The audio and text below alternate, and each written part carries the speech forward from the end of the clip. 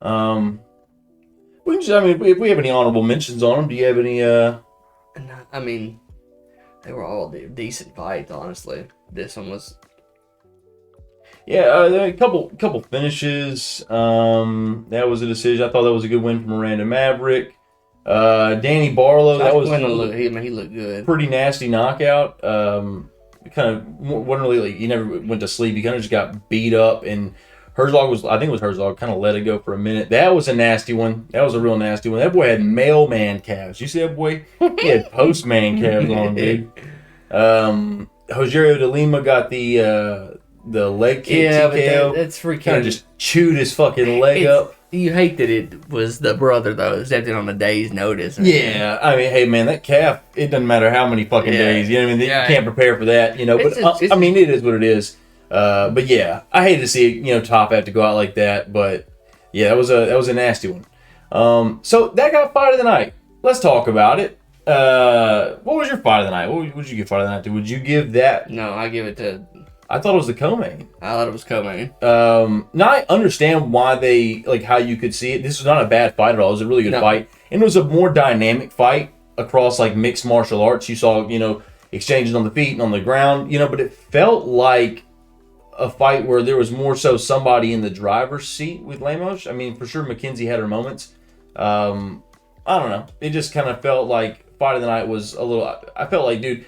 After Robert got fucking spinning back kicked, I feel like after that was God, dude, pins. The rest of the fight, you're just on pins and needles. Like what the fuck, He hit him with his fucking ankle, dead upside his head. So I don't know. That was fight of the night for me. I saw a lot of people that also had that, shared that same sentiment. And then I guess that's the last of the prelims, isn't it? Yes. Yeah, because then I would go into submission of the night, which is the only submission. Mm-hmm. Anthony Hernandez, dude. And see, in my head, I was thinking, if Kopylov does not knock Hernandez out in the first round, Hernandez is probably going to submit him.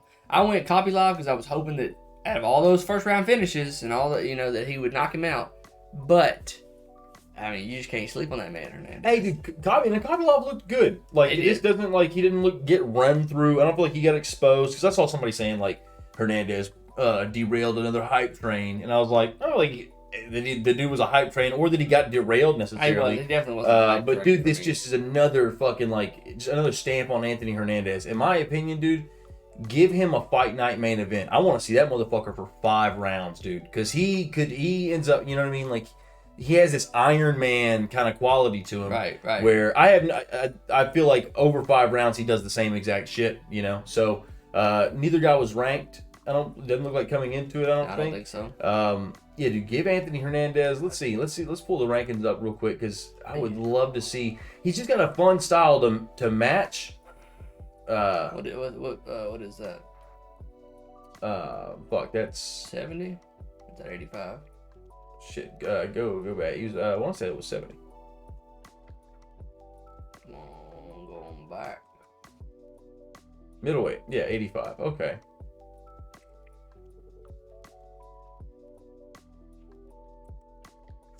God, come on now. Oh, still Knox, still Cox. He went up 13. So after that, they put him at the 13. Okay. Yeah. So well, now, he went up 2, so he was 15th before. Yeah. So now you give him. You can't give him this man here. Yeah, he's low. Okay. I mean, you give him. Well, that's middleweight. I think it's where he. Oh yeah. Okay. Yeah. I wonder if he is. Is he? I don't think he's ranked in welterweight anymore.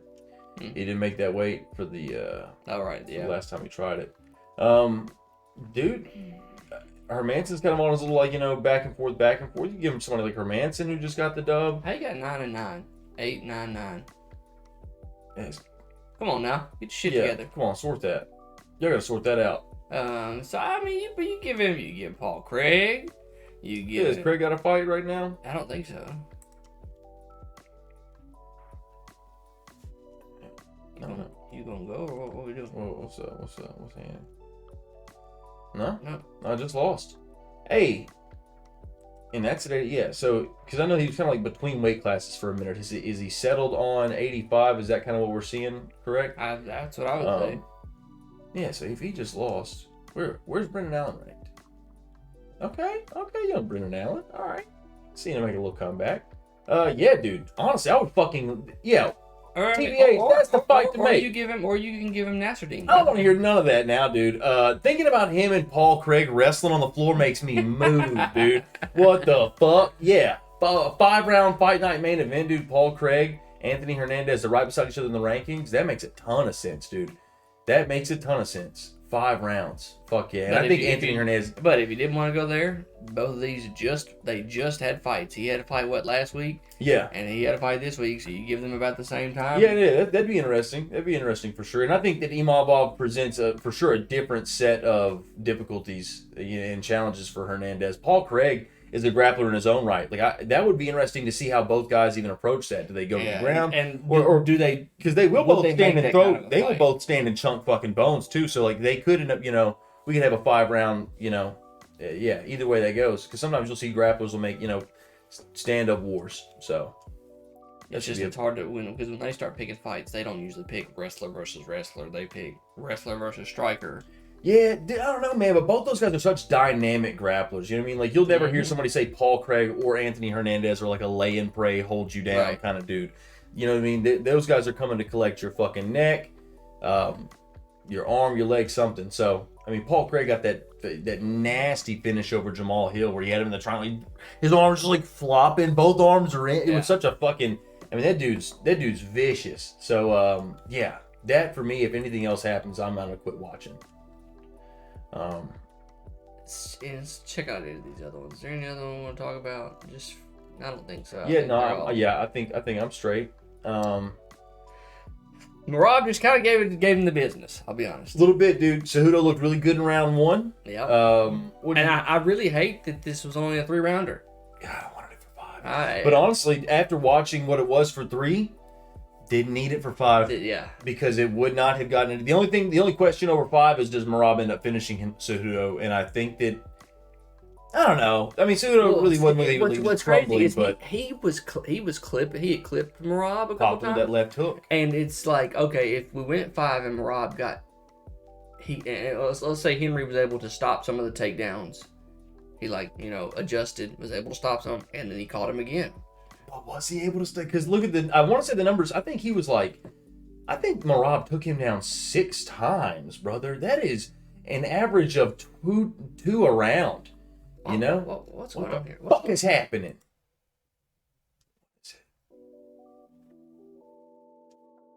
Five for 11. That's wild. So dude. That's an Olympic gold medalist, a 2-division champion. He took him down 5 of 11 times. 29. He hit him with 29. He hit him with 74. Yeah. So let's just say he threw 160. God, and he stuffed 6 takedowns. Only got taken down once from Henry.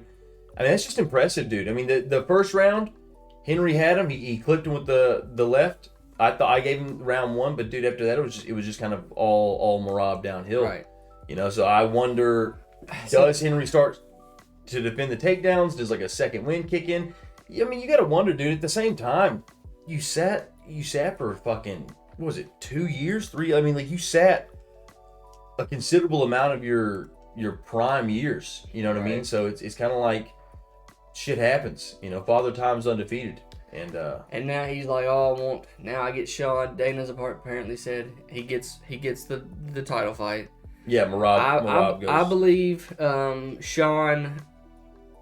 I'm gonna say he probably finishes Cheeto this time. Oh, you see? I think he gets the dub this time. Okay. If he doesn't finish him, because I know Cheeto's kind of hard to finish, he's just gonna bully him for 5 rounds. Do you think he fucks him up? I think he fucks. I don't think Cheeto gets close enough this time. So you feel like the first fight was more of an anomaly? I think it was. Because you haven't seen that happen again. Like when Piotr Jan got him. I mean, he was. Didn't Piotr Jan take him down? He got back up. I'm pretty sure he did, for sure. And he got back up and still kind of pieced up. That was impressive, just how well he did against Jan. Right. Because after seeing how he did against Cheeto, whenever he got stepped up later, it was just kind of like, all right, man, how does he beat Jan? And then, I mean, I guess some people said that the Jan fight was controversial. It was a close fight. It was a good fight, solid scrap. But now Merab Dvalishvili, I don't know who wins versus Sean Cheeto, but I would be lying if I said that I don't think Merab has a solid chance of beating whoever that guy is. Now, if he doesn't get caught. I did see a thing where it was weird. If you look at the clip of Marlon Moraes clipping him with the left hook and the clip of Henry Cejudo clipping him with the left hook, it's the same punch. It's the same sequence. Like, Merab comes in with the one, both guys slip to the inside of it, and he throws a two, they come over with the left hook. Like, both guys, I saw the clips like put right beside each other, and it was kind of freaky looking. It's like they're using the same scripts now. He fucking comes in, gets hit the same, wobbles back the same, and recovers. So you got to think, I mean, somebody like Sean hits you like that, it is curtains. It is curtains for you. You know what I mean? Now, Marlon Moraes is that motherfucker thumps. Henry Cejudo, a lot of power in his hands. Sean has power in a different way where he has power, but it's also a factor of his precision. And I just think that getting hit that clean. I mean, he hit Aljamain with one shot. Yeah. So I think it was a straight too. I want to say he pulled back, threw a straight right, and hit him like in the temple and just kind of face planted and put him face down, ass up. That's the way we like to fuck. Yeah, dude. So I don't know. Because if he can't land that, Merab is just gonna wrestle fuck you to no end. And while he did, he was able to wrestle with Jan. It's just Merab's a different kind of beast in terms of his grappling. He is a machine. One might would say that. So yeah, and then Henry Cejudo retired again. Did he? I saw him tweet, and he was like, "Thanks for the journey. It's been a wonderful ride." I didn't see that, but I figured hashtag retired on top, which is a weird thing to hashtag at the end after you went out on a loss. But yeah, dude, I don't know. It was just tough. I saw where Dana, they had asked him about like why he wasn't able to get the mic. Oh, he already retired. This is Merab's turn. Dana was like, Dana was none too pleased. He's like, you don't give the microphone to Henry Cejudo in that moment, which makes me think that they were definitely in DC's ear about like, hey, do not go and interview Henry. And Paul, go ahead and get him out. Since you mentioned DC, I hate seeing him give post-fight interviews. Wait, fuck.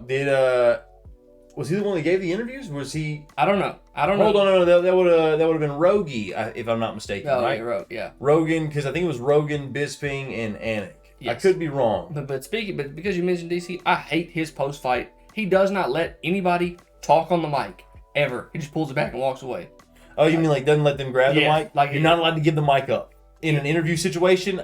From my understanding, and they'll be like, "Hey, because otherwise people will take it and they're like, "Motherfucker!" Like, sucker. And you're like, "Oh but shit!" He won't let him say anything. He's like, "Hey, can I say one thing?" And it's like, "Oh yeah," like once you walked off and the people try to come back, he's like, "No." But because someone is definitely in his ear. They're like, "Do not give him that fucking microphone. We've got a time schedule to stick to. We are late." And it's just like he's got to keep it moving. Who do I like the most out of Bisping and probably Rogan? I think I like Rogan the best. I don't like DC doing the post fight. Are you talking about post fight or just regular commentary? Like no post fights. Post fight. I don't know really who I prefer post fight because I feel like if they're doing a good job, then it should just be. I feel like Rogan and DC do a comparable job in my opinion. Maybe if I like went back and like watched them like comparatively, I could see. But I don't feel like either one of them bug me. I will feel like Bisping will come out there and like tell. Like he'll when he came out there to Patty, he's like, "Well, you got rocked in the first round, didn't you?" And it's just like, "All right, bro, you're stirring up shit. This dude just got in a fight for 15 minutes. You're like, oh yeah, you motherfucker got cracked, don't you?" It's just like, come on, I'm a scouser. Yeah, I'm a scouser. I'm gonna get knocked out. And then he was like, "Yeah, well, you got hurt in the first round." And I was like, "Yo, chill, brother. I'm talking shit." So I guess I feel like Bisping a little bit of hot water about that the hot mic. A little bit of hot water about that. What was he saying? What a guy or some shit. And after he's like, what a gay thing to say.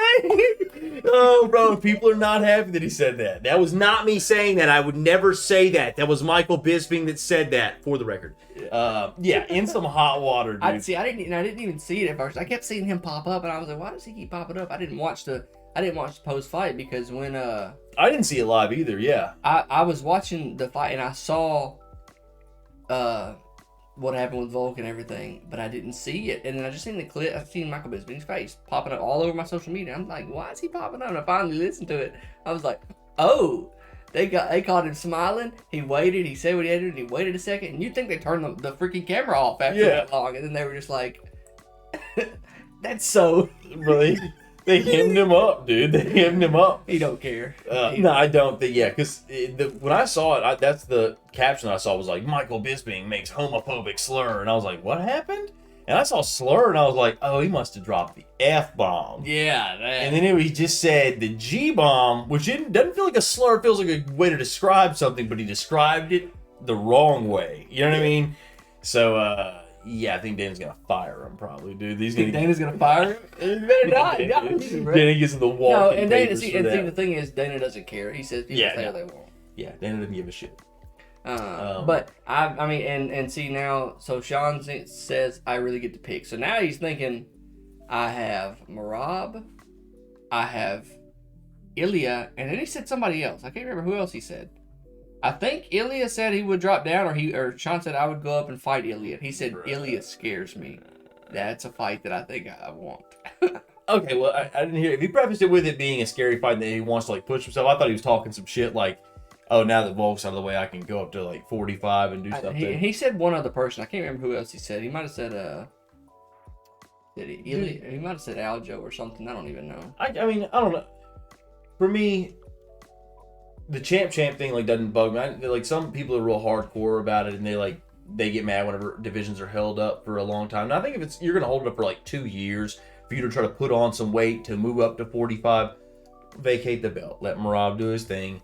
But if you want to move up for I wasn't mad when Volk went up to fight Islam, and because he came back down and handled his business. So I don't, if Sean wants to move up to 45, that'd be nuts. But we'll see how it plays out. I think that he'll stay and have to fight Merab. But that's the thing where it's like, certainly he can't see Ilya as an easier fight than Merab. Oh, right? There's no way that looks like an easier challenge. He said he thinks Ilya is a tougher fight because Ilya can put your life. Yeah, Ilya is a different guy, up a weight class and stuff. Sean can beat Merab. Sean can beat Ilya just because he's so long. But it's do not let that man get close to you. I wonder how he can take you down, and he can beat your life out. Ilya killed Jai Herbert at 55. You know what I mean? That was at 55? That was lightweight, brother. I don't know how Sean's doing it. And he's so tall, and Jai Herbert was kind of long and tall. The thing is, Sean's tall at 35. Is he tall at 45? I don't know how that. I think the only other person who's I don't know what the height difference would be, or what the reach difference I guess would be. Was Chase Hooper, and he moved up to lightweight. Okay, I think maybe so. He was pretty long. I mean, Sean's like 6 foot, 6'1". Damn, I think. I don't know why I thought he was like. Okay, I'm pretty sure that's what he is. I thought he was like 5'10". Hold on, let's I thought that man was like 5'10". Hey, you might be right now. Where you at? Where's your numbers? What's your stats? What's your stat sheet? What's your stat sheet say? Man, come on, tell me something about it. Come on now. I want to know this man. Give it to me in inches. Height 71. Tough. 72 inches. 12, 24, 36, 48, 60, 72. So he's 5'11". 5'11". Okay. That's still pretty tall. It's tall. What's the reach? What was the reach looking like? I'm reach 72. 72. 6 foot reach. 6 footer. That man got the wall. Where's Ilya's reach? Let's see what Ilya's reach is all about. Let's see. They already got him out there. They showed it. Oh, he got that belt on. What a thug. So Ilya is. I mean, that's 4 inch height and a 3-inch reach advantage for Sean. Yeah. That does make shit more interesting. That makes shit a lot more interesting because Sean can use that 3 inches a lot, just like me, brother. You hear me, John? I'm a magic man. I'm a magician. You hear me? It's. But he's already so good at controlling distance. 3 inches is like 2 foot for him. Yeah, that's what I'm saying. He really dictates range. But we'll see. We'll see how that one goes. So I mean, if they want to give him Merab, I think he beats Cheeto. I don't think Cheeto beats him this time because Cheeto wasn't beating him the first time until it was like his ankle just gave out. Oh, I think it was the calf kicks, and then I think he rolled his ankle maybe after getting that drop foot, got hit in like the nerve in his leg. And then I think he wins that had that not happened. And that a fluke? Maybe. Was it not? Maybe not. It hadn't happened again. He's got kicked there several times. So Cheeto hadn't kicked him there. And I'm not saying that Cheeto has like a magical thing, but it's one of those things where like sometimes a fight's a fight. You could argue that like the Jorge Masvidal knee on Askren would have never happened if Askren wouldn't have like panicked when he ran at him. You know what I mean? Like weird shit happens in there. Right. You might get kicked in the leg and your shit kind of quits working. You know, you might shoot for a takedown and fucking dislocate your shoulder going in for the. That's how Manny Gamburian lost to Nate Diaz in the Ultimate Fighter finale. Shot him for a takedown, like dislocated his shoulder. So like a freak accident like that. Then what did he do? He TKO'd him, but they kind of. I remember they stopped it early too when he. I don't remember the exact finish. I think that he wasn't able to stand up, had to go to his back. I want to say Cheeto was able to like land some ground shots from there. But definitely everybody could kind of tell like the leg was for sure compromised. I'm interested to see how it goes. I mean, I like Cheeto a lot. That's a scary dude. That motherfucker looks like a Colombian hitman. I mean, he's Venezuelan, but he like works for like a Colombian cartel or some shit in like a movie. When he fought. One of the last couple fights he had, I think it was either the Rob Font or it was the one maybe after that. He kind of got like he took some shots from not a person who doesn't hit hard, a person who doesn't hit like Sean. And to me, I mean, I thought they did. I can't even remember who it was. I'm gonna have to look it up now because it's got me wondering. Let me go to where's his name at? Marlon Vera. That's right. I'd be forgetting what his fucking name is. Ugly ass dude. I think it might have been Munoz. That was his last fight. Hey, Munoz is a dog. I think Munoz kind of put some numbers on him and bro, let me. You gonna let me watch this or what, brother? You okay? It was no, dude. Come on. No. Might be people. Might be. No. Recap. Usually you could just.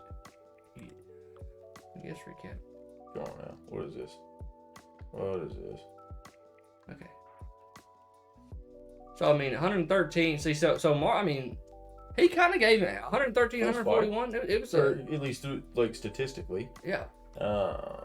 And he kind of, I mean, so if you're allowing this man, not saying he's not a stud, but if you're allowing this man to get 113 shots on you, you don't want Sean O'Malley to put 113 shots on you. Yeah. Sean does not need but one or two. And so I don't know. I see Sean taking it rather handedly, honestly. I'm excited, man. I'm very excited for 299. And then I guess they'll probably end up giving him a Rob.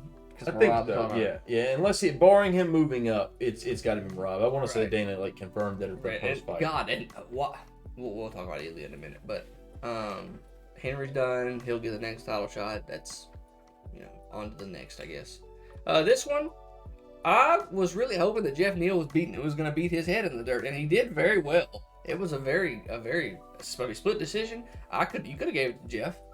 I'm trying to think of how I scored. I don't know if I had it 30-27 or 29-28. Somebody said 30-27, and I was like, what? There's one judge that had it 30-27. I think the other two had it 29-28. I think that I had it 29-28 for Gary.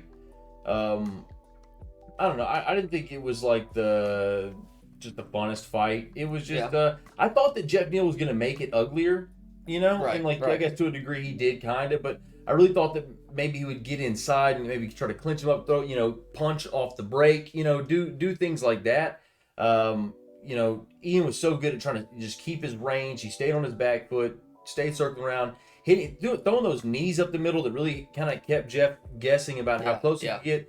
He dictates range very well, and he's a real sniper on the outside. It wasn't as exciting, I guess, as people would have wanted. It wasn't a war necessarily. But why did they show his wife right afterwards? Oh, did they? Right after, panned right to her. I mean, instantly after he won, went straight to his wife, and she's sitting alone in her own box, like alone. It was not a person around her. They were like, "Why are you guys doing that? That's a little weird." Alone in her own box. That's crazy. Why would they do that? You already know people are gonna make fun of his wife now. Yeah, they're always getting that. It would have been way worse though. I'm glad she was alone. If it would have been just her and her ex-husband up there together in the box, it would have been way worse. You know what I mean? Who's her ex-husband? Her ex-husband. That's Ian's nutritionist. Really? Oh, you've not heard this? No. So part of the narrative with him being, a cuck is. Not only did she write the whole how to be a wag, that's where the whole cuck thing comes from. him being like snatched up and she's like gold digging and taking all his money is like one angle to it, but the whole cuck side comes from his wife's ex-husband is their nutritionist. I also read that he lives with them. I don't know how true that is. I don't think that's true, but I saw a video and it makes more sense now. So Ian talked about it. He said the guy apparently is like an elite level performance dietitian. I wouldn't give a fuck. I wouldn't give a fuck. Not a single Yes, because you know that boy's spitting in your food, right? You know what I mean? Like, you're definitely like you're already eating a sloppy seconds. One way, he's definitely taking bites out of food before he gives it to you. So it's just like I feel like there's. But I will say this. I will say this. Hey, Ian, you've done good. Ian Gary said that he's the father to his wife's son, and they're constantly traveling. They're constantly moving around with this. He would never want to separate a guy from his kid, so the idea, I guess, worked perfectly for him to bring him on as a nutritionist. That way, he's able to stay close to his own son. It's also a way still to travel. let your wife still stay close to her. That's what I'm saying, dude. I don't know. After that, it made me feel better about Gary. I get why people hate on him. I don't love the dude, but I do think it's commendable to put yourself in a total cuck position. And maybe he's just using like the kid thing to like excuse it, and like really just likes the chair that's in the corner of the hotel room.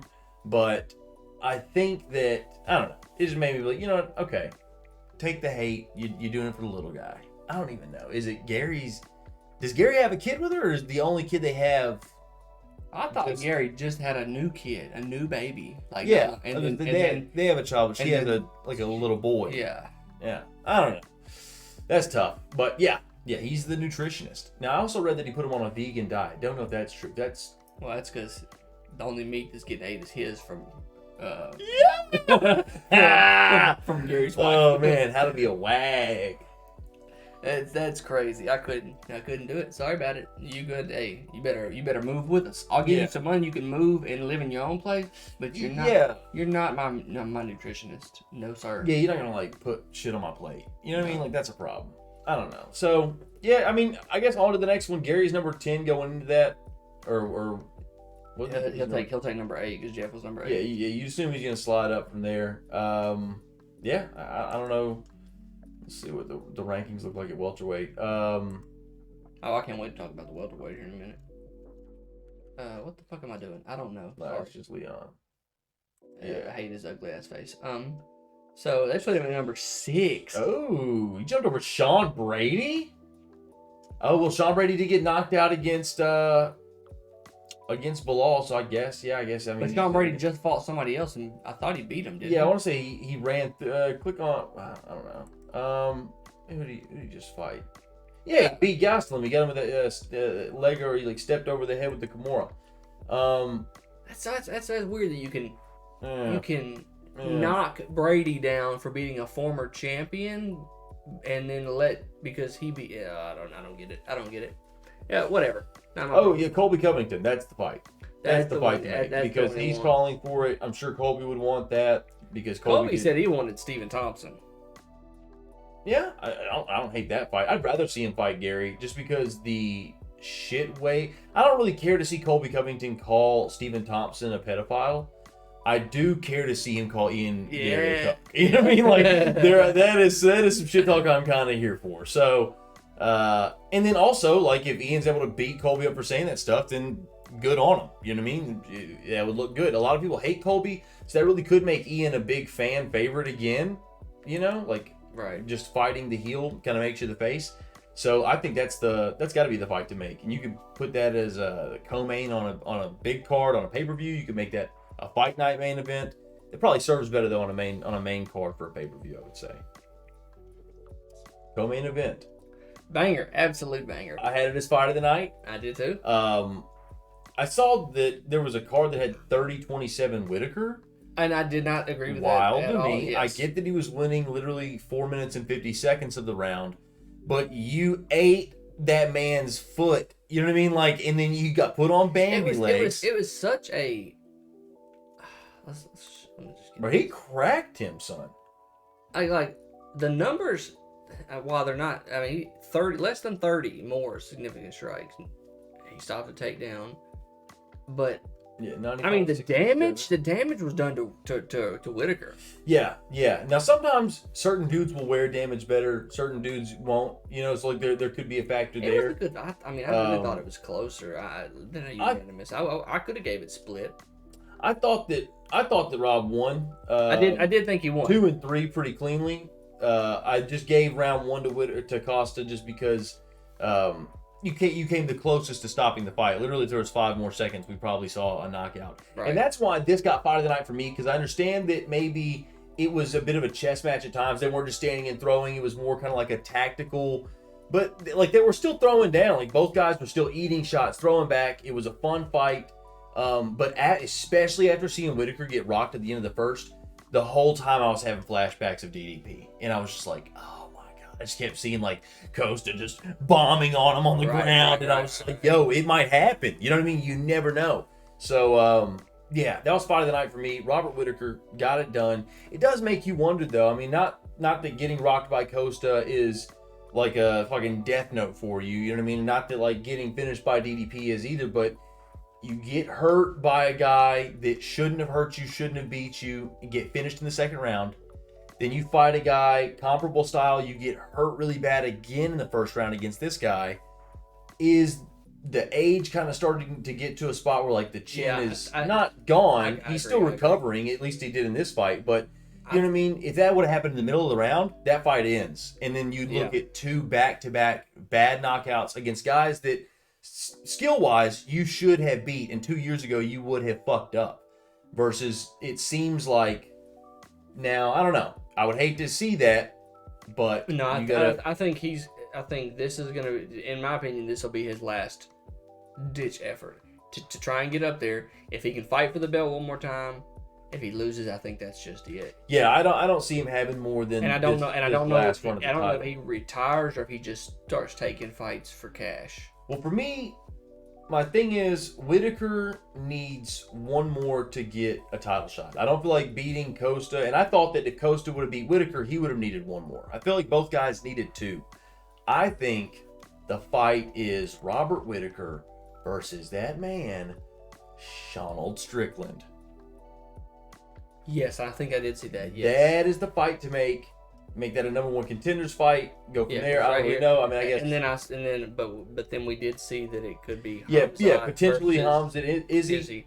I think Hamzat mauls him. Yo, if Hamzat beats Izzy, for sure gets the title shot. Like that one would take precedent. But I think, okay, let's say Izzy and Hamzat fight, and let's say that a month or 2 later, Shawn and Whitaker go.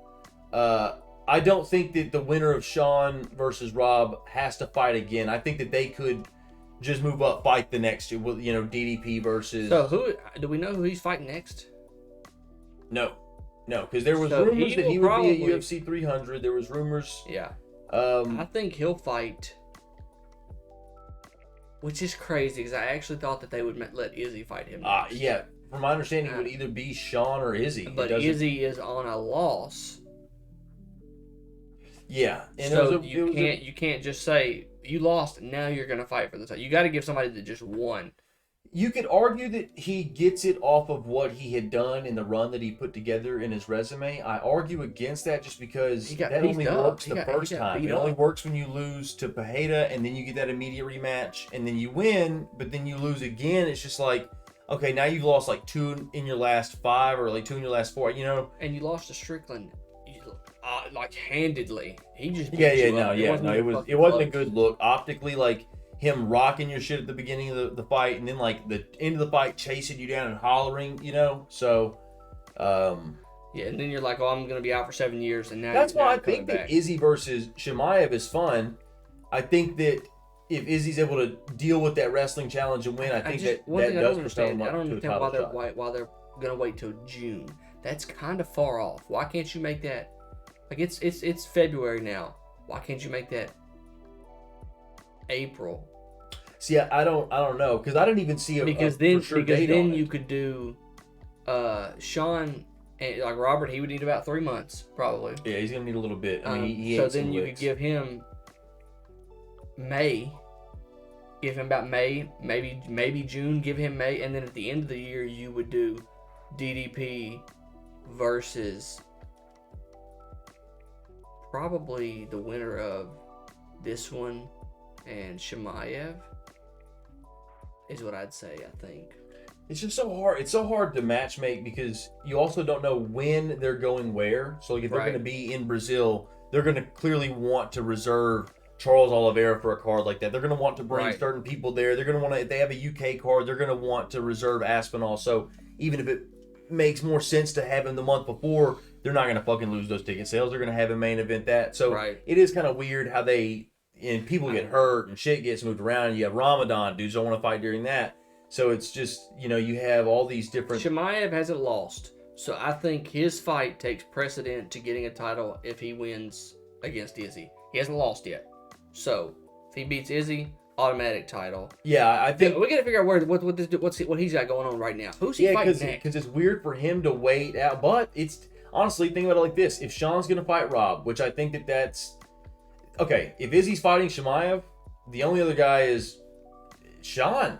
They had a close fight, but if Sean's going to fight Robert, which I feel like is kind of like I feel like Sean doesn't really deserve it in automatic rematch. It wasn't that. And I think close. Dana even said an automatic rematch wasn't in the card. They didn't see that in the cards. Yeah, so for me, I mean, who else is he going to fucking fight? Jared Cannonier? You know what I mean? Is he just going to fight a guy just to fight a guy? Or does he... Yeah, Brendan Allen. Does he kind of... But who did Brendan Allen just... Brendan Allen's coming off of a win for sure. I know that he's on a bit of a streak, but yeah, he just beat Craig. I just don't know. If he's fighting. So he's fighting Vittori. Yeah, see, so people are just kind of tied up. Well, that's good. No, he's fighting. Wait, when is he fighting Vittori? When is that? April. Okay. Is it UFC 300? Is it? See, Canada didn't have anything. So I mean, really, Cannonier's the only other person you could give it because he come off a win off of a top fiver, Vittori. He's booked up. Yeah, I mean, there's been worse or less deserving matchups, I guess. I don't know how much of a... It kind of hit pretty fucking hard. It is. I feel like Jared's... he took some hit to his stock after he talked all that crazy shit, and then him and Izzy just kind of put on like a... kind of a dud. I guess he didn't really talk a lot of crazy shit, but there was a minute there where Jared Kennedy was like, I believe I'm a god amongst men, and had the crystals and was doing, you know what I mean, was real spiritual, and I was fucking with it. And then you put out a little dud, and then win some, lose some, lost to Robert Whitaker, which not that big of a deal, I don't guess, but I don't know. It's just no one else screams I deserve a title shot. You could argue Izzy does because he was a former champ. You could argue Sean because he just lost. You could argue Rob because of his win. But if three, and you could argue Chimaev maybe because he's undefeated and he's got the name. But if all four of those motherfuckers are going to fight each other, maybe it makes more sense for Dricus to sit out until that pans out. But I don't know. I don't know how long you want to be on the shelf. I'm curious to why Chimaev is not ranked over here because he beat Gilbert. Yeah, but he beat Kamaru. Yeah, but if he's out of the weight class, I think they'll take him out of the rankings because he missed weight trying to fight. But that's crazy because they usually leave him in both. He was in both for a while. Yeah. Certain dudes, Connor had his fucking... And Sean was fighting in both. I think he fought at both, didn't he, at one point in time? I thought he fought... He used to fight at welterweight, but I don't know if he was ever ranked in both at the same time. But I might be wrong. But, I don't know. I mean, and also, even if he does sit it out, you got to think, Sean and Rob will fight before middle of the year, you know what I mean? So, even if DDP fought in January, in theory, he could still fight in December. Would still be fighting twice in the calendar year, which that's not nuts for a champion at least to fight once to twice a year. Izzy had people spoiled. Izzy was a champion still fighting he was trying to fucking get into the contenders. You know what I mean? That was kind of nuts, just the volume that he was putting out. So yeah, I think that's the play. If I was matchmaking it, man, I'd let DDP kind of sit out for a bit and I'd go from there. But. Well, there was something else that we'll talk about it in a minute. Okay. So this one, I knew it was gonna happen going into it. And Volk kept saying it. I saw people saying it. Do you think that him getting kicked upside his head and getting knocked out started the downfall? Absolutely. You get knocked out once, easier to get knocked out the second time. It's not good. And then it didn't even look like a hard shot. I'll be honest. That the kick was hard. But it wasn't he didn't rear back and just boom. It was just he hit him in the body swung, clipped it with left, and then hit him. It was almost like a hook straight. Like it wasn't a see, full blown hook. He frames too. He like frames off the chin as a measure, and then just fucking puts his hand right there. The way that he goes from What point hit him, A, like right here, I think? Something like that. I thought he put it on the chin. But dude, Volk just collapsed into himself, and bro. then he slipped and fell down Oh onto him. man, then he boom, yeah, a couple follow up shots. It was- Dude, but if you see the still frame shots, the lights are out on the way down. I mean, you see Volk is just like, dude, eyes are open, no one's there. Right. He's just like going into the sunken place, and it was. The thing is, that was the prediction. I thought that too, because coming into it, Topuria, I knew it was a thing where like Volk has to be perfect the whole time. Not necessarily perfect, but he has to win all these rounds. He has to put together numbers and win at least 3 rounds and win X amount of exchanges per round. Right. Ilya has to win one moment of that fight to win the whole fucking fight. Right. And could Volk have stopped him? What was that second round? So first, no, I don't think he could have. I think that it's likely that Volk. I mean, Volk. I don't think he would have maybe knocked him out, but I think that had we seen Ilya start getting tired, start chasing him, start getting desperate, I think that Volk has finishing abilities. But I think that the idea that like he would have the same chance is not. You know what I mean? Ilya, the likelihood of getting knocked out fighting him is so much higher. Yeah, I think there was an old Deontay Wilder quote where he said, you gotta beat me for like fucking 36 minutes. I gotta beat you for 1 second. You know, and it's like, what was round? So he had more, and look, more strikes. Volk won the first round. I thought he won the round. I did thing too. was, Volk was looking real good till he wasn't. Now he was kind of fading out and kind of like leaning back a lot. I saw a clip, and they were like, it was written in the cards the whole time. Apparently, in the first round, he hit him with the same combo and made him jump back. The boom, boom, boom, and he jumped back and like clipped his head in it, and he jumped back and hit the fence, and was able to keep moving. And then they played the second clip of what knocked him out, and it was the same. They just walked him back to the fence to where when he tried to lean out, he couldn't lean out. Yeah, and just they said it was written in the cards. Yeah. Round 1. I was like, oh man, that's tough. You gotta think, I mean, like you make a read like that, you see, hey man, he keeps backing up. You know, all you gotta do is chain 3-4 shots together, keep moving forward. The body shot was disgusting. Don't start the combination until you get closer to the fence, get him behind that second line. That was a wicked right hook to the body. Not in a place where it's gonna collapse him unless he wasn't. If he was not jacked up, obviously he wouldn't have been able to take that right hook. But it was like right here. I mean, dog, an average Joe, you're breaking him. Oh man. no, he's folding a lot of guys. Yeah. And he said, wow, and that made him like he pulled that down, but kept this one up, and he hit him with the left hook, and it like you seen it jerk his head. And that's what backed him up against the fence. And when he came with that right, that man just dirt nap, bro. Just I'm pushing daisies. and the shittiest thing is, I saw the videos of Volk going home to Australia, and just the wife and the baby waiting on him. No fucking hometown hero. That's crazy. Nobody coming. You know what I mean? It's just like, dude, when you're winning, you're high, dude. Everybody wants to be there, man. And this dude's already said he's been on an alcohol kick. He's been drinking a whole lot. That's gonna cause him to go into more of an alcohol kick. I really hope not, man. I mean, but it's tough. I hate it.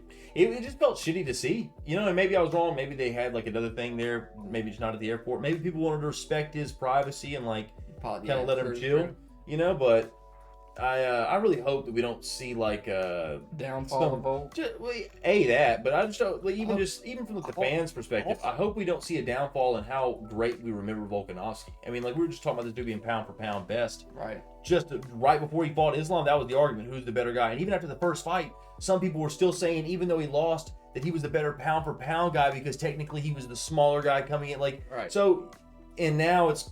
You know, after this knockout, it feels like, dude, the Volk hate is real. Does Ilya knock out Islam? Different fight all in together, but he's fought him at 55. That's a. See, I don't know. You can do another champ fight at that point. But see, could he go down to 35? Could he knock out 10 pounds, or would he make Sean come up? I think he would make Sean come up. And then he would go up and fight Islam. I think. Imagine beating. I think he could certainly go up to 55 and fight for the belt. That's crazy. But that'd be That'd be a crazy fight. I'm there for that one. Yeah. Fuck, man, undefeated. Undefeated versus undefeated. Yeah. Well, I mean, no, wait. Islam has a loss. He has a loss. Yeah, he's got that one loss. But undefeated in how very how long. long? Yeah. I mean, Like a long enough to matter. Long enough to. So, yeah, man, Ilia Topuria gets it done. Yeah, it was. It. Did you see Kamaru Usman's reaction to it? Yeah. Yeah. He said, I think I gotta go Ilia on this one, and then just. Yeah, it was wild, man. I saw Volkanovski say immediate rematch in Spain. I'm good on it. But I can see him giving it to him, and Ilia said, I'll give it to him because he's a good guy, good character. And that's fair. Like, I don't think it's the shittiest thing, but you got to take some time off, man. It's 2 back-to-back knockouts. Yeah. That is not good. That's not Ilia good for didn't take noggin. any damage. He could fight again tomorrow. Yeah, he could fight. He could turn around for sure. So I don't know. I mean, I don't think you do that. I think that if you look at the what are the rankings at featherweight right now? I know that. Wait, before we move on, Max said Ilia don't want to fight me. Oh yeah, I saw something about the only reason they gave Ilia, they didn't give me to Ilia is because they wanted him to make it to the Bolt fight. That's kind of savage. And does he have a point? Max has never been knocked down. That is fair, and I don't know if he meant to like make it to the Volk fight as in like he was gonna like destroy Ilia, but if you lose, you definitely lose a lot of your steam, and you don't really make it to that fight in the same way. Yeah, you don't fight. Yeah, you don't make it. So, I don't know, man. I don't know. You never want to count Max out. This week, ain't it? Yes, yeah, that is this weekend, and I think that I would say the winner of that fight's Ilia. I saw some people saying Mozart. I don't feel like after his last you're gonna have fight to he gets it. I think Mozart needs to beat somebody else. I mean, okay. Hang on. Before we do that, let's say Max beats Justin Gaethje. Let's just say Max beats Justin Gaethje. Do you then say Max just beat a 55er? Fuck it, let him have Ilia because Ilia has fought at 55. Oh yeah, no, I think that right now Max is on a streak anyway. So with Volk out of the way, I think that if Max wasn't booked, that would just be the default guy. At this point, Max has just been waiting for somebody to beat Volk because he's ran either way. So Holloway, what's he on? One? He's on two fight wins and 2 bangers, two just bad killers of the. Well, Zombie was past.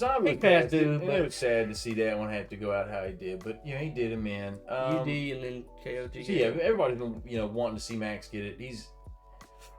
But he's handling shit with Justin, so I don't know how that goes. Because if Justin beats Gaethje, if Max beats Gaethje, I wonder if he stays at 55. Or do you come back down because 45 you have a guaranteed title shot? But shit, if you beat Justin Gaethje, you kind of have a guaranteed title shot at 155. But then it just depends. Would you rather fight Islam Makhachev or Ilia Topuria? And you're in the shittiest spot in the world. I think you'd rather fight Ilia Topuria. I think as Max, you would probably rather fight Ilia Topuria because Max is good. That's somebody who's not gonna necessarily. He's not. If you don't want to go down to the ground, he don't have to go to the ground. I think stylistically, and if he stands there and bangs with Max, he's got a good chance of taking some more shots. Yeah, if Max can stay on the outside and kind of just box with him, but not box with him in the pocket, not allow him to push him against the cage. If you go against Islam, you know what's going to happen. Yeah. You are going to be put to the ground. Yeah, it's going to happen. And he's going to try to tear your shoulder off. Yeah. Toughie. That's a toughie. But yeah, I would say, fuck, I don't even know what happened for those momentum killer. Right. Fucking. So, do we want to talk about this a little bit, or we want to talk about the news? Before we get into this, let's talk about the news. Okay, so what I saw. Yeah, let's talk about the news. Actually, we got some pretty cool things to talk about. So right here, they offered Leon Edwards 300. 300 3 times. They offered him Shavkat. Yeah, those are the names that I saw. They offered him the Khamzat. Mm-hmm. And they offered him. Who was the other person? Islam. They did not offer Bilal Muhammad. They're like, it was Ramadan. they're like, we just had to reach out to every other Muslim in the UFC except for Bilal Muhammad. And Bilal came out, he was like, and that's because they know they knew that I would 300. take it. He said they knew that I would take the fight in the middle of Ramadan. They specifically did not come in. Did he really say that? Yeah, he was like, they knew that I was the guy to come talk to. I had seen that was a little thing written. I think that was a quote from him. I didn't see a clip of And him he probably would have. Yeah, but they knew that would have been the worst fight you could put for 300 times. And because what we got now is this one. And here's the thing. People were upset about that. You know how mad people would have been about Leon Bilal if people are... If I had to see, remember the name, leading... Because here's the thing, the guy, the interviewer who goes, like, anybody else got any questions? Oh, you got a question? Yeah, hey, I don't remember your name. And he said, I see what you did there. That's nice. Yes, That's nice. Yeah, bro. I would hate to see Bilal Muhammad leading 300. Yeah. Okay, so let me know, what do you think about Jamal Hill versus Alex Pereira? I think Jamal Hill can put him down. As the main event, I don't think that's what they wanted to do. When Dan announced it, he looked very sad. He looked very down. Well, definitely is not what they wanted to do. Nothing. But here's the thing. What did y'all fucking want to do? What did y'all want to do? They lollygagged around on that. That's what they did. I just don't, like, legit. Okay, here's my thing. As a fight, this is a 10 out of 10 fight. This is such a good, fun fight. Two strikers. They're likely not going to wrestle and grapple. They're probably just going to chunk them goddamn sloppy bones, and someone's going to sleep. And I like that a lot. They're big boys. It's at light heavyweight. This is cool as fuck. Jamal Hill is such like a slick, just has such a swag to the way that he boxes. Alex Pereira has this just mean fucking hard-nosed kickboxing style. It's super interesting. As the main event of 300, here's the thing. At first, I was never upset about it. But when I saw the backlash, I was like, I get it though. And then I started thinking, I was like, what did they want to do? Because the only other thing, all right, there was the Izzy DDP thing getting floated out. Are you telling me Izzy versus DDP is a funner and more interesting fight than Alex Pereira versus Jamal Hill? I think the only reason they think they would have went with that was because of the beef. I'm the only true African, and I get that. I get that too. But Jamal Hill never lost his title. Never. There's also the storyline that Jamal Hill took that title from Glover Teixeira, and Alex Pereira came back, avenged his one loss to was it Yuri Prochazka? Yeah. And now he's coming back to, you know what I mean? Like, there's a whole storyline there. There's literally the picture of him, like, staring at Jamal Hill from the corner of Glover Teixeira. So the fact that they went and tried to get the welterweight before doing the light heavyweight, that lets me know this is not what they wanted. No. They wanted, and I don't get that either, because Leon versus the Islam fight. The only thing that's the only exciting part about that. The fight would not be exciting. I would like to see how that worked out, because Leon, call him boring, call him fun, you know, whatever he is. He's a very technical striker. I think he would get taken down and choked out. I do think that Islam would get him, but I think it would be interesting seeing how does Islam close that distance, because Leon does mitigate distance very well. His footwork is excellent, and Leon would be the bigger guy. Yeah. So that one would be bigger. But then, Leon, but the Shavkat, he doesn't have enough of a following, I think, to make him 300. No, that fight would have been I think the Shavkat, hardcores would have been stoked on it for sure. I'd have been stoked on it because we would have seen Shavkat likely become the new champion. And I would have loved to see Hamzat become the welterweight champion, but you can't ask him in the middle of Ramadan. No, it's just not going to work. So you can't ask any of them, and that's why they were all like, except for fucking the worst Muslim. I'm just kidding. I don't know what he is, but it's just like, to me, you had nothing else you could have went with. The fight's fun. So literally the only other fight, and also it worries me a little bit. They could have went heavyweight. This is a really good fight. They tried to go heavyweight. Why did it take you so long to go with this one? Was Jamal Hill not going to be ready to come back? He said he didn't even know about it till the day they asked. Steve, so what was it like? Is it a rushed thing? I think it's rushed. I think it was maybe they didn't know much about Jamal Hill if he was ready. I think they probably wanted the middleweight is what they wanted. Or they wanted, I honestly think they wanted Conor, and they can't get him to pay. They can't. And we'll get to that one too. Yeah. My thing though is just like the fight is good, so you guys could have announced this months ago. It feels like, and I don't know. It just feels like Is there something wrong with this match? It wasn't going to happen, and you had to sweeten the deal for Jamal Hill to come back earlier than he should. Now, granted, I know that he clearly would have to be medically cleared.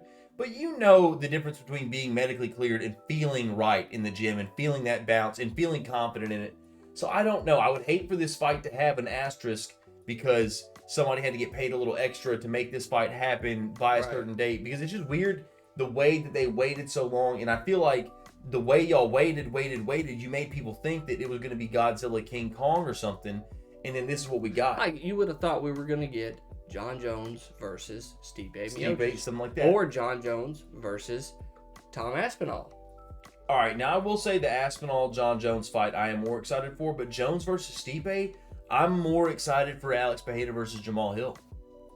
Maybe I'm just woefully undersold on the Jones-Stipe fight. At this point, I wanted it 4 years ago. It's been so long. Yeah, they're both kind of out. And now after the injury and he gets pushed back again, I'm like, I guess now I'm more interested because maybe John comes back more diminished and it makes it a closer fight. I just don't see Stipe. I don't know. Stipe did not look great in his last fight, and that was a long-ass time ago. So it's just, I don't know. For me, I feel like there's been a lot of critical backlash on this fight. I think that people thought we were going to get Connor Chandler. And also, now Chandler don't know who the fuck we're getting. Why can't you make that fight? Dana keeps saying that it's money. Does not make any sense because he says in the same interview that Connor's never haggled with him for money. He's like, Connor's never been like, well, you have to give me this much and I'll do this. But then he's like, Connor's doing a movie. He's got to do the tour for the whatever. And that's what Chandler said. He was like, I get that he's promoting Roadhouse. Hey, what better way is there to promote a fucking movie about fighting than you fucking fighting a guy? Yeah. You literally fighting a fucking guy. Because why did they come to ask you to do the movie? Because you fight dudes. I don't get why promoting the movie. Hey, he has to be at the show. No, he doesn't. He's in the movie they're watching. Right. If someone's like, where was Connor? Oh, you didn't see the 30-foot fucking him on the screen the whole time? You're like, no, in real life, he's fucking fighting the guy. And then that's cool. That's cool. That makes the character cooler. He's doing this stuff. All the stuff you saw him doing, he's actually doing it. And then it's like, okay, cool. I don't see what's happening. Then Dana keeps being like, man, when you got a bunch of money, you just don't want to make a fight. You know what that screams to me? There's an issue with the contract, and now you are trying to make it look like it's Connor's fault. And I'm not even taking Connor's side, because I think he's fucked a lot of stuff up too. But that's a classic promoter tactic, is act like he's being a bitch ass. Come out and be like, dude, we keep offering him fights, you just don't want to fight anybody. Hey, look, Connor will fight. He says that. They'll go, Connor fight anybody anytime. Anybody would give him anytime. They love to do then they do a little backhanded compliment. He goes, hey, look, I get it. Look, hey, if I was a millionaire, do you think you'd want to fight the scariest guys in the world? No, I mean, it's much easier to stay with all your money and not have to fucking fight Michael Chandler. I get it. I'd be scared too. I got $1 million. I'm not fighting Michael Chandler. Me and Connor are a lot alike in that. And then, because you want the guy to be like, fuck that. Now the fans are getting on him. Another thing they'll do is, fighters will do a thing where they'll go, hey, sign the contract, pussy. And there's no contract. Right. You're trying to stir up, you're trying to make him be like, all right, yeah, well, let's make a fucking contract. Because he keeps acting like there is one, and let's fucking make one and I'll sign it. And it's just like, to me, when I see Dana doing that shit, I think you guys are definitely struggling bad behind the scenes. Y'all been trying to be quiet about it and keep kind of pushing stuff off. But now Dana's starting to try to make it seem like it's Connor's fault. Connor has a lot of money. Why would he want to come fight? Connor is going to start coming out with more of the what's going on. He's putting out these texts and shit a while back with the whole earlier, you guys are not offering me fights. What was it? So before the movie got announced, he was like, I'm trying to come back. I don't know what they're doing. They haven't sent me anything. They haven't given me a fight. And then it was like, why did you not fight right after the Ultimate Fighter? They said he was hurt. I didn't even think he was fucking hurt. Dude, when they asked him about it in the post-fight interview or the post-fight press conference, and Dana White was like, oh, well, the first problem was he was gonna have a broken shin bone. And it's like, you know that's not what we're asking about. You know we accounted for that time. You know that after he broke it, we were like, okay, he should be able to fight now, right? And then there was all of this. Right. This is what we're asking about. Don't be like, oh, he broke his shin, dumbass. Like, yeah, no, but what happened afterwards? Whenever we were told that he couldn't do it because USADA was gonna grant him some kind of pass, but right? They wouldn't grant him the pass. And then it made it seem like it was Conor being mad. There's 1 day left in the USADA pool, and he hasn't entered it. Oh, he entered it. He entered it, and that felt like him just being cheeky. USADA gets fired. That felt like him being like, "Oh, you want to be in the pool, right? Oh, I'm in the pool." So I don't know what's going on with it. Here's my question: does the fight happen, Alex? I'm gonna say no. It doesn't. No. I think they're gonna end up. Then how long does Michael Chandler wait before he jumps off the boat? Because here's my thing. I don't think he's gonna want to jump off the boat. I think they're gonna have to offer him something. They got to do something crazy. Because this feels they're like gonna have to now give he said in an interview. He hasn't fought Islam, has he? They're gonna have to offer him Islam. No, he's not. I don't think he has. Because you got Dustin versus Benoit. I'm looking over here. You got Justin versus Max. The only person you got left is Charles and Arman Sarukian, and I actually think Arman Sarukian fights. Who's Sarukian booked against? He fights on 300, doesn't he? He fights against. He fights Oliveira. That is right. So now, if Islam would have accepted it, I mean, you could have offered Islam versus Michael Chandler for 300. Well, no, the Ramadan. Hey, if that man said, and if he's not gonna take Leon. Islam strikes me as the kind of guy that you couldn't offer him an amount of money to break something like that. Probably, I feel like he's like a real similar cloth to Habib. So, yeah, man, I don't know. I don't know what the play is with it. I don't either. I think they're gonna say. Chandler will wait through UFC 300. So even if he, you know what I mean, like you could still give him the winner of Saryuki or the loser. Until I get a definite Conor's Comeback International Fight Week or whatever the fuck the time said it was, I don't think he's coming back. I think they're gonna keep saying he's got enough, he's got too much money, and it's like, oh, I got all this money, yeah, and you just can't find a place for him. I mean, and now you got Michael Chandler waiting, and I want to see Michael Chandler fight. The man's 37 years old. He used to fight. Yeah. He's finna be done. Conor's a smart businessman. I think that... No. I just know that if they can keep him bound up in a contract forever, if he just didn't fight it out, then he couldn't go and do other shit. Right. I could see Conor taking some dog shit matches and taking some, like, I don't know how many more fights he has. You know what I'm saying? I could see Conor doing almost whatever he has to do to fight his way out of the contract. Like, he's a smart businessman. And also, there's the whole, like, issue that UFC's being taken to court over with the contract lengths. You know, with this whole, are they a monopoly lawsuit? That's one of the things that's being proposed is that the contract shouldn't be able to just hold somebody forever. You should have, like, 1-year contracts, 2-year contracts. And then after that, you're a free agent automatically. Right, so I don't know how that would work retroactively. Like they have to come offer you a new contract. And within your contract, it says this is only good for a year. It doesn't matter. You got to fight at least twice, barring injury. I think they have to offer you fights. I don't know how that works. I know that there's like, I guess those contracts are weird. I've not done a whole bunch of studying, but I know like to a degree the UFC has to at least offer you, I think it's like 3 fights a year. But I don't know how that works. I think it's offer you 3 fucking like really hard opponents. If we offer you 3 fights, and you don't fight any of them, or you turn down all of them, you're not signing the UFC anymore. Well, I think that the way the contracts work currently is if we offer you 3 fights and you don't want to fight any of them, cool. You just can't go fight anywhere else. Right. You have to stay here. And they'll do that just to rob dudes of their prime. And it feels like, does Conor have something against Michael Chandler and he's like just wanting to like shelf him? He just hates him so much that he's like, you know what, dude, I'm gonna drag this dude along and make him not take other fights. And like Chandler's on the older side. Like when he signed to the UFC, he said, "I'm not here for a long time. I'm here for a good time." Right. And you spend some of that good time sitting off on the side. Now, granted, he even came out and he said, "Look, the time off's been good. I needed it. Been in a lot of wars, taking a lot of damage. It's been good to be around my family. You know, kind of like get a little reset. Apparently, things are going good for him business-wise outside of the UFC. So, like, all these things are good.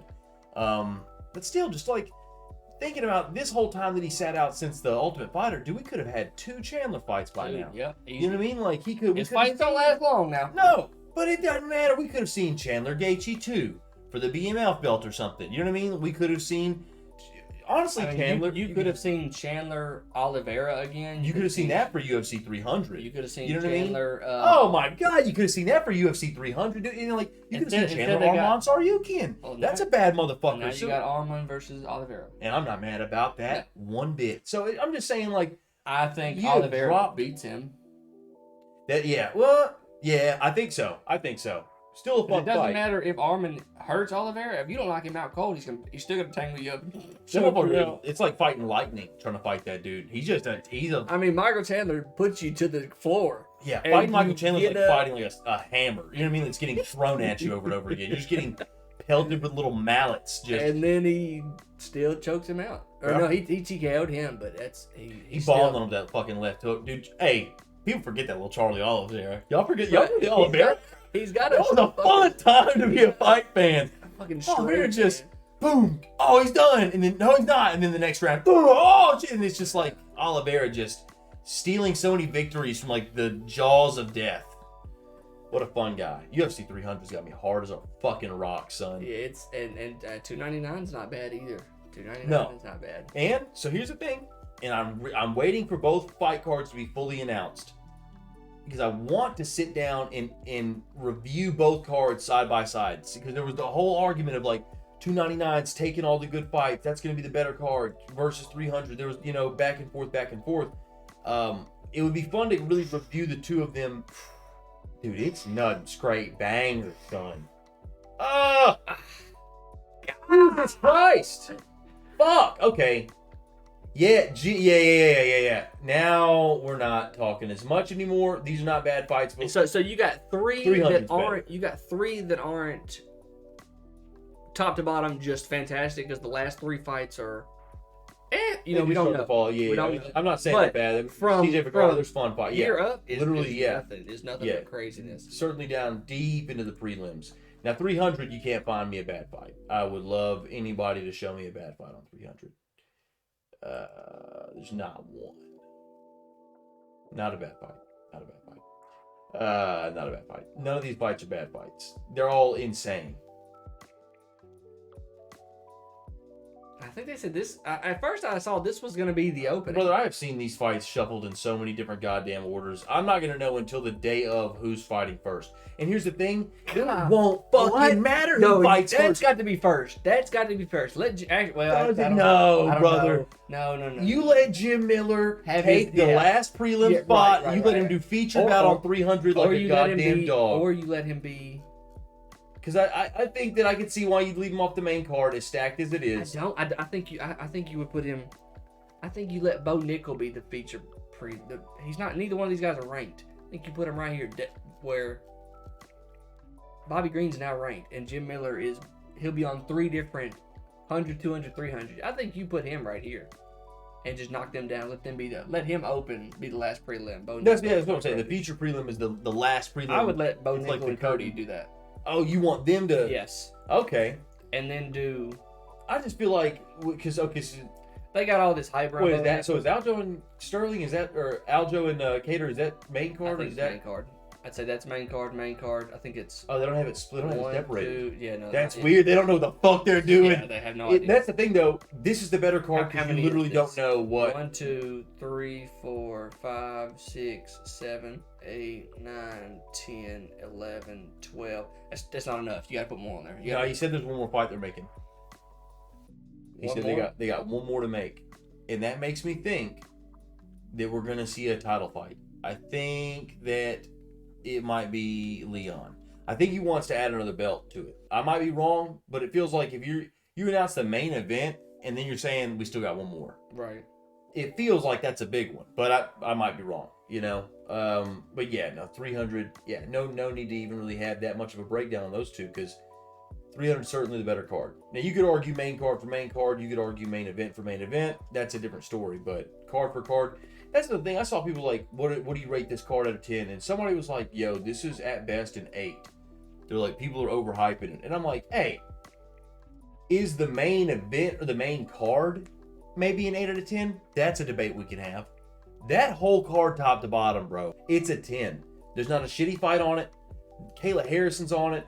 There's like little like bangers that a lot of people don't know about. This guy's a stud. Lopez versus Youssef is going to be insane, dude. That'll be a very fun fight. These two are going to go out there and slug it out. History here, dude. Yeah, it's a slugger. That's a slugger there. Bro, RIP that boy Cody Garbrandt. I'm so sad because Davidson's gonna murder him, and it's gonna be a fun fight while it lasts. And Cody's gonna touch him early. Surprise us here too. I think I'm super excited for that fight. Crazy. Very excited for that. Yuri Prochazka. That man went in the dark for 3 days.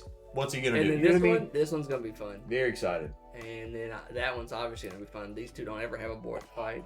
I gotta be honest, brother. I'm not that excited. I like Holloway too much to be stoked on this. As happy as I am for the fight, number 2 versus number 2.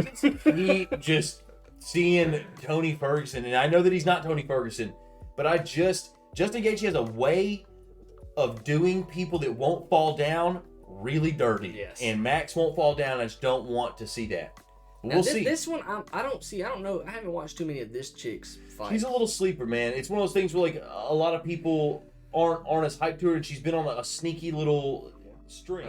But so, I mean, overall, I'm happy with this. I want to see them add maybe 1 or 2 more. You got to have. I would think you need 15. Honestly, you got 12. Yeah. I mean, I said it last week, brother. You give me 15 more fights additionally with these 12, and I'm not upset about it. So, as many fights as they want to put on it would be dope. It is UFC 300. It needs to be. That always be to lock the door. That is I'm a habitual door locker. He was trying to get in the door. That one doesn't unlock. That is the trailer park instinct that I have. You got to lock that front door, brother. There are dangerous people on the other side of it. I was a child. I had to watch my younger sibling. You ever do that thing where you talk about having a bad childhood and your mom's like, I don't know what he's talking about. And then you're like, Mom, all the stuff. And then she's like, I love you, Mama. But yeah, no, I think that people are a little highly critical of it. I think that I'm excited for UFC 300. And yeah, I'll do a little video on it. Honestly, dude, I had no idea that it was the Brian Ortega. Like when I was like, man, what fight is this weekend? And I looked it up and I was like, those are really the only UFC Mexico. Those are really the only. So the rest of them I don't really know. It's just but I know the co-main and the main are gonna be good. I need to go through the full card. I'll rewatch Ortega Rodriguez. I'll rewatch their first fight because they kind of ended in really a weird like shoulder injury. Rewatch some of that shit, and yeah, I'm gonna put out a little solo video on that, giving us a little not recap, but a little preview. Expect that to be out Friday, no later than like Saturday morning. But I'm gonna try to have that bitch out Friday, and yeah, get a little pre-fight. If you don't know, well, now Dana does that one. Fucking, I don't know. You didn't know. If you didn't know, you now. And then you watched it, and then you did. Yeah. Yeah, that's what I'm gonna know. That's what I'm gonna have. That's gonna be the name of the solo mini series. It'll be like, if you didn't know, it's just gonna fucking like run on. You didn't know till now. That's and what then, it is. Yeah. I'll chop something up. But either way, I'll probably record that tonight or tomorrow. Probably record that bitch tomorrow, and have it out Friday. But that's it, man. That's all I got. Fun fights. Right, I'm excited. It's been crazy. 298's out of the way. It's just kind of like it. I've not been wanting it to end, but I've been like kind of even since December. I was like, yo, get 297, 298. Let's just roll past that. Right, then we got them big boys. Yeah, you know, just I mean, top to bottom. 299's got a few on it that you're like, oh, but usually the ones where you're like, oh, what is on that? It turns out to be still be good, dude. Josh Parisian's still in one of them. CJ Vergara, like they're not bad fights. They're just literally on 300 every one of them. You're like, oh, that might be a main event for a fight night. Right. You know what I mean? You're not gonna see Josh Parisian 5 round, man. I like that boy Josh Parisian, but like, I mean, hey, it's just not where he's at. No, it is what it is. A little PR, you know what I mean? Yeah.